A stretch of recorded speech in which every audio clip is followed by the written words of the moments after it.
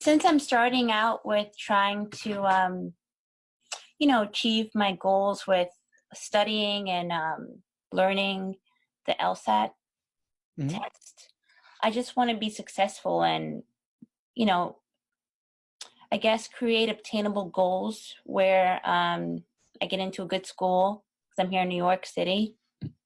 And I guess that's it. Yeah. Okay, so where do you want to go to school? What's your goal? What's your dream school?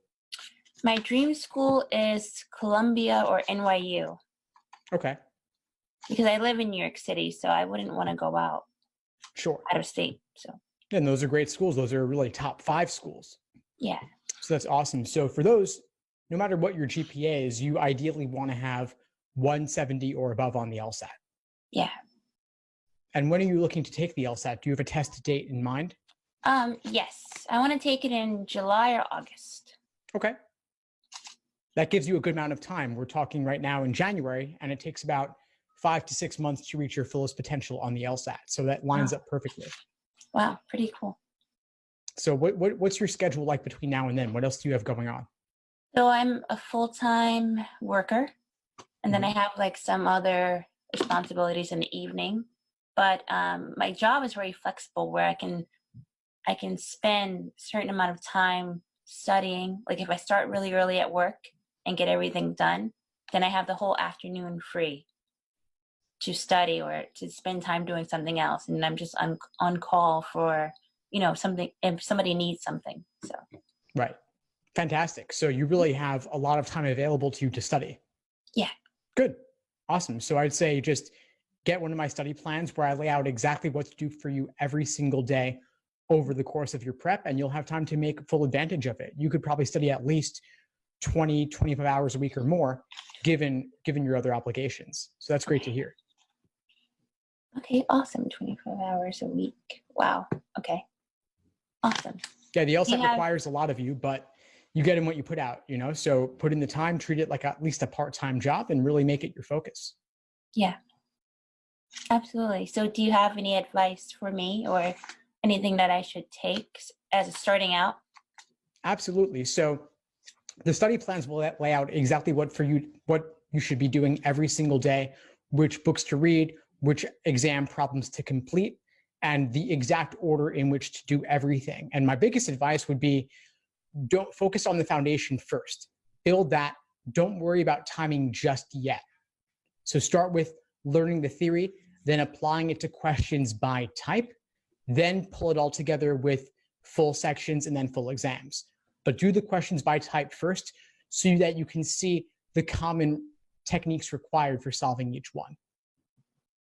Okay. A lot of folks will just fall into this trap where they take exam after exam and measure their results. Then they're happy or sad about those results and they move on. I call this the obsessive practice exam narrative.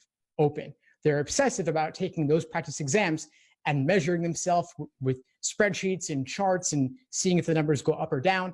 Doesn't matter though. What's important is what you learn from completing those problems during your review process. But you'll get to that later. For now, just focus on figuring out what the different question types are and the techniques you need to apply to solve each one. Okay. Okay. But that'll answer really all your questions about what to be doing. But get your hands on the most recent practice exams, use the study plan to make use of those exams along with the articles and other free resources I have on my site. Okay. Great. What other questions do you have for me? I think that's pretty much it. I mean, I'm going to try really hard to study, to follow your study plan and to be consistent. One of the things I lack is consistency, and I I have a lack of focus because I have, so many things going on, as you can see. So my focus is always I always try to spend time studying and then a call will happen, like as you can see just now. And so I'm going to try and push to stay focused and committed to doing, what I need to do to be successful. Right. So, yeah, totally. So if you were to, for example, put your phone on airplane mode while you were studying, Would that work for you, or would that be not possible? Is that impossible for some reason? Well, the thing is, because I am a property manager at my job, and so even if I take the time, the hours to go and study, I'm still on call just in case something happens. If our maintenance guy has like a repair, I mean, I don't get like a lot of calls like bombarding me at one time, but there will be like a call like every hour or something. Okay, so let's say down the line, you want to take a full-length time to practice test, which takes about 3 hours of uninterrupted time.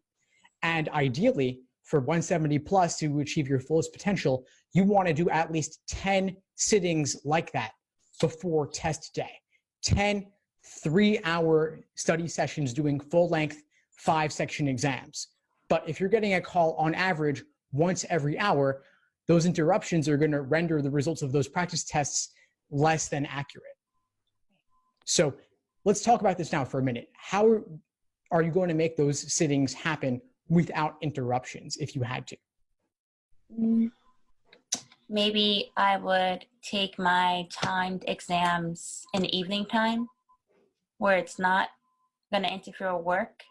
And then I'll just devote like 3 to 4 hours in the evening, or even on a Saturday. I have the entire Saturday to spend studying and devoting my time to, the LSAT and just making myself better at it. Nice. So Saturdays are a day when you're not on call? Yeah. Awesome. So Saturdays should then be your practice test day, where every Saturday for the final 2 to 3 months, you're doing a full-length 5-section timed exam. And you're doing it at the exact same time you'll be doing it on test day. And you mentioned on other days, maybe the evenings, but your exam will probably be in the morning. They'll either be at 8:30 a.m. or occasionally around 1 p.m. So ideally, you want to take your tests at the exact same time of day so that you can get everything else lined up as closely as possible to your test day experience. So let's say you eat breakfast at a certain time, you eat lunch at a certain time, you drink coffee at a certain time. All of those things affect your body and they affect your mind as a result, and they'll affect your energy level. So you want to figure out the exact rhythm that you want to have on test day and simulate that beforehand. Okay, cool. Anyway, I'm really glad we were able to connect. Before we sign off, what would you say is the biggest insight you got from our call today? The biggest insight was that the time from now until the time that I want to take the exam, you said there's about 4 to 6 months where you can achieve your biggest potential. So I have more than enough time to do that. As per se, I stay focused and I dedicate time on like a Saturday morning, ideally when, we're going to take the test, to have, distracted time, i.e. my phone. So I'm going to focus on not having my phone present when I'm taking an exam, so that way I can be better at it. And also I learned that if I use your study tips, that will be very helpful to me as well. There's study schedules and study tips and everything that you sent in your email. Awesome. Great. Well, I'm and really on your glad website. Yeah. Great. I'm really glad I was able to help. Please keep in touch and let me know if you need anything at all. I think as you have forward. Some videos too, right? I do. Yeah. So I have the LSAT Unplugged YouTube channel and podcast, as well as the LSAT blog website. And I also have a ton of advice on the LSAT Unplugged Instagram and the LSAT Unplugged Facebook group. So I try to have as many mediums as possible to connect and share information. Awesome. I'm definitely going to use that as well to help. Awesome. Well, feel free to reach out if you need anything at all.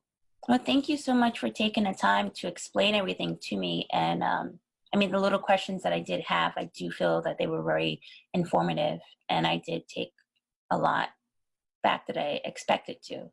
So I'm really grateful. Thank you so much. My pleasure. Glad to help, Crystal. Have a good one. You too. Have a great day. Thanks for tuning into the show. Please subscribe if you haven't done so already to be notified of new episodes as I release them. And feel free to reach out if you need anything at all as you move forward with your prep. I'm happy to help however I can. In the meantime, I'll wish you all the best and take care.